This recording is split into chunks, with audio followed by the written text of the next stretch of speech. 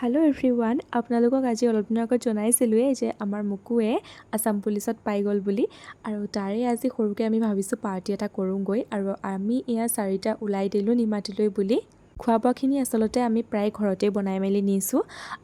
ল'ৰা দুটাই বাৰু ইমান এটা নাই অনা, তাহাঁতি কিনি মেলি আনিছে কিবাকিবি। আৰু এয়া আমি গৈ পালোঁগৈ আৰু গৈ পেলাই ধুনীয়াকৈ জেগাটো ঠিক কৰি ল'লোঁ।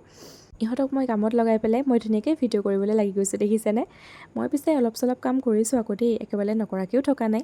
বাকী এয়া আমি ধুনীয়াকৈ বহি পেলাই একদম ফটো চটো মাৰি ল'লোঁ। আৰু কিমান কি যে মানে নিয়া হৈছিলে খাবলৈ, পোলাও আৰু এইফালে কেকটো মোৰ ফালৰ পৰা, ছোৱালীয়ে বনাই আনিছিলে চিকেন আৰু মুকুৱে ঘৰতে বনাই আনিছিলে পুৰি।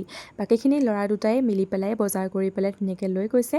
আৰু এইফালে আমি আমাৰ খোৱাৰ পৰ্ব আৰম্ভ কৰিলোঁ। আৰু কিমান কি যে আছিলে মানে ক'বলৈ বাকীয়ে নাই, আৰু আপোনালোকে দেখিছেই নহয়, মানে কৈ শেষ কৰিব নোৱাৰোঁ। আৰু গোটেইখিনি খাবও মানে নোৱাৰিলোঁৱে আমি, সেইটো কাৰণে এই ওচৰতে কুকুৰ এজনী বহি আছিলেহি, তাইকো অলপমান দিয়ে দিয়া হ'ল। বাকী খাই বৈ আজৰি হৈ পেলাই আমি ধুনীয়াকৈ ফটো কেইখনমান উঠিলোঁ। আৰু যিহেতু আবেলি সময় হৈ আহিছিলে, সেইটো কাৰণে ইমান ভাল লাগিছিলে তাৰ পৰিৱেশটো।